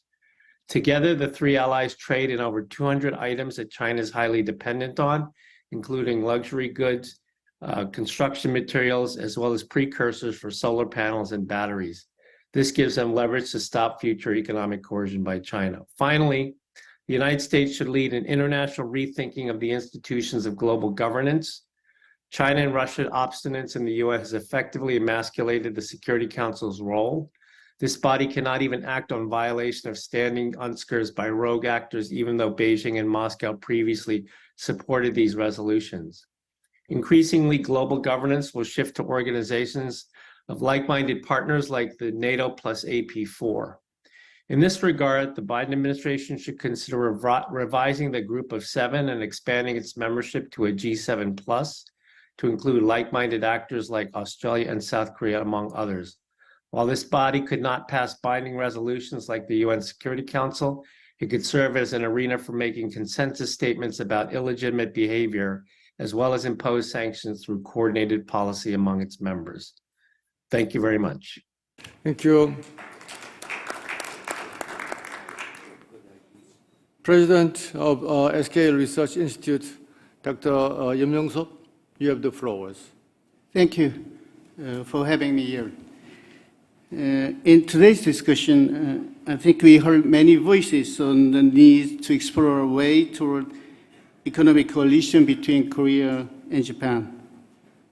To make progress in this direction, we need to conduct in-depth research and studies on the various possible options.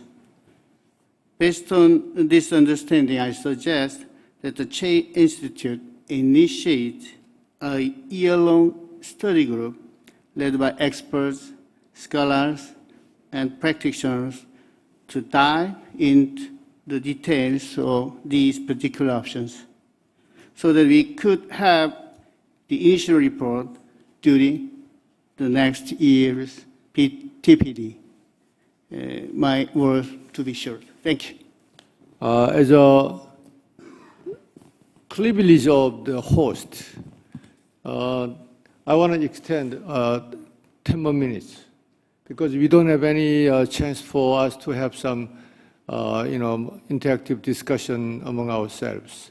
So, please raise your name, place card on top of your table.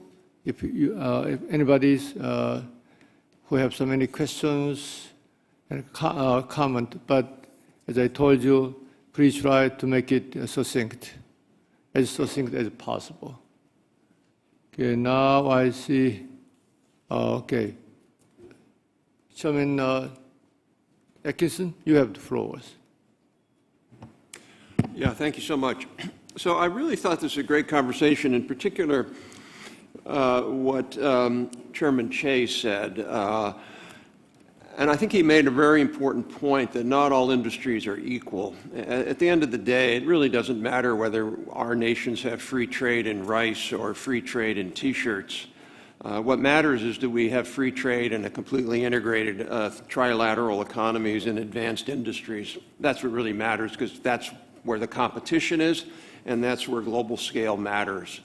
I was also struck by Mark Lippert's point about that we could think about a trade agreement as beyond a normal trade agreement. And a lot of these comments that we've heard are really about deeper techno-political integration. And so I think we should be straight up and for a new kind of trade agreement with the three nations that doesn't worry about these things that we will never agree on. Maybe we'll agree on rice in Japan, but who cares? It doesn't really matter. But we can agree on these big issues, including how we compare commercial technical information, how we deal with technology transfer, how we deal with inward direct investment, and how do we really enable fully integrated advanced industry trade. So thank you. Okay, Professor Kim. Yes, I totally agree with Chairman Che's initiation of the South Korea and Japan Economic Community approach toward one market. Given the sentiments and perhaps political constraints, we need a gradual approach starting from some concrete experiment. We understand that the European Community or Union was established on the basis of this gradual approach, starting from European coal and steel community. So I'm thinking, what is like steel or iron, as in the case of South Korea and Japan? Perhaps we, both people and countries, demand a kind of concrete experience or benefits from alliance between two countries. We understand that South Korea and Japan have a large power in advanced manufacturing. We measured how large it is. South Korea has number 4 in export power of advanced manufacturing industries, and Japan is number 5. So I've thought that this kind of advanced manufacturing network is like cold iron in the European case. We can start from this kind of advanced manufacturing network in two countries. Thank you. Thank you very much. My name is Han Koo-yeol. I'm a senior fellow at Peterson Institute, and I serve as Korea's trade minister up to May 2022. This has been a fascinating discussion. I'd like to add 2 points from especially economics angle. First, as Chairman Che mentioned, this rulemaking is really critically important. And I think especially industrial policy is exactly the area where the 3 countries need to collaborate further. We all learned important lessons from Inflation Reduction Act and also CHIPS Act. At that time, because of this discrimination against this Korean and Japanese manufacturer, there has been really big uproar.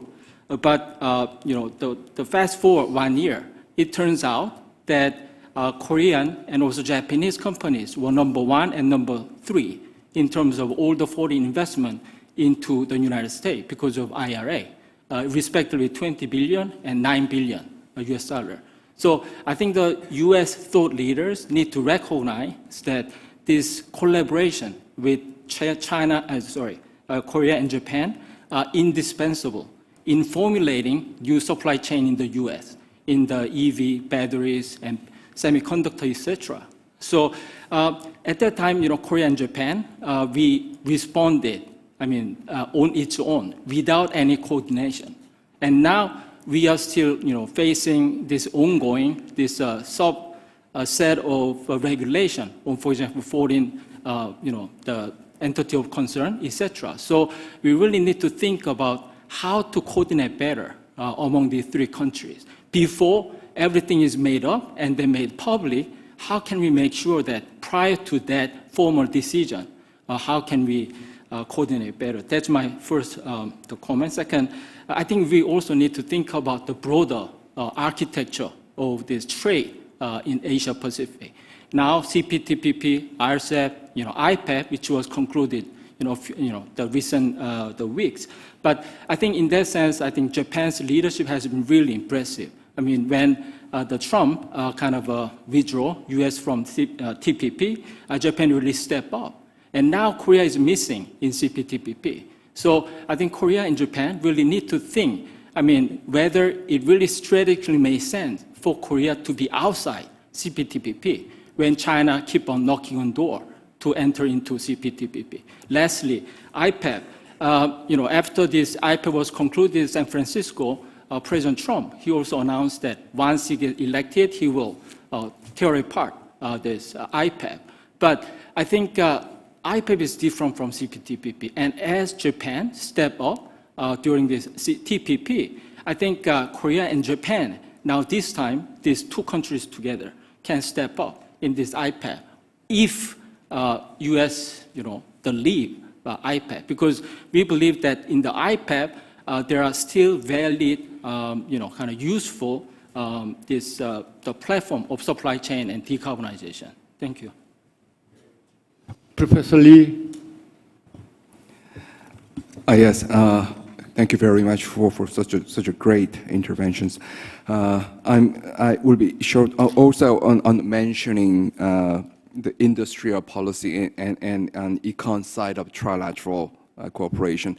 I'm very glad to hear that a number of industrial policy cooperation became an agenda maybe vis-a-vis 1 year ago. That I think that is a major progress.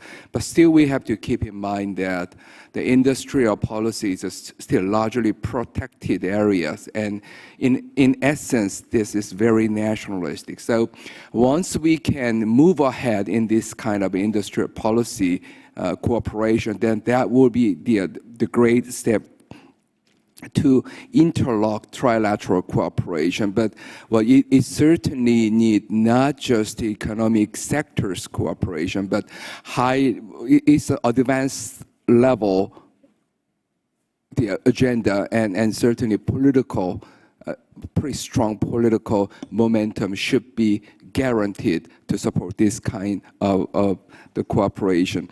So once again, the choice of strategic area will be the key essence, and I'm also happy that Daniel Pullman mentioned about the nuclear sectors, which will be essential, and resource and energy sectors will be another essential sector in addition to battery and chip, the usual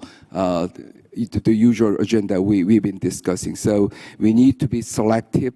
We need to concentrate, and somehow we need to galvanize the political and economic, sort of the synergy among the trilateral cooperation members. Akiyama-san, I think you raised some question. I am participating online this time, and I'd like to give 2 comments very quickly. The first is related to the Chairman Choi Tae-won's speech and the words provided by Ambassador Fujisaki and former ROK Foreign Minister Kim Seong. I think it is very important to upgrade the economic cooperation relationship between 2 countries, Japan and Korea. And for that, we must work on creating the world's 3rd biggest economic market through the market integration of Japan and South Korea. I think it is very important now for 2 countries' government to start or to negotiate the free trade agreement. I think it's necessary to introduce a free trade agreement, and I'm sure that it becomes symbolic for the 2 countries' integration of economy. The second is related to the trilateral relationship US-ROK Japan. To further institutionalize the US-ROK Japan trilateral creation, the first step is to regularize the dialogue among the senior officials of these three countries. As Professor Nishino reported at last year's TPD, I would like to repeatedly propose to name this trilateral dialogue KJUS, KJUS, or JCAS, JKUS, with an agreement reminding of AUKUS, and announce it to the outside world. I think it's very interesting that this TPD, trilateral dialogue, can propose this idea, the KJUS or JCAS. Thank you. Okay. The questions or comment raised by our participants is focused on the trade policy and industrial policies, with some suggestions, by Akiyama-san. But all these kind of issues, entail further academic discussion based on our expertise and real, economic, situation. For example, U.S. side has some different position when they decide whether they will join a regional or a global trade policy, or they will reinforce their own bilateral, treaties, including USMCA. So it's very controversial issues. So maybe what I can suggest, based on some of your recommendation, is that Che Institute will organize study groups on two parts. One part is on exploring possible economic coalition between Japan and Korea, and second study group will be on institutionalizing the trilateral security coalition plus its expansion in other industrial area. So that the study group will make some year-round continuous work, and then so that they will finalize some report, not a single conclusion, but they will provide the various options to be discussed and studied till next year's TPD, so that we could have more further and focused discussion based on the various options suggested by the study group. Now I conclude the first session. Again, let's send big hands to our distinguished speakers and the panelists.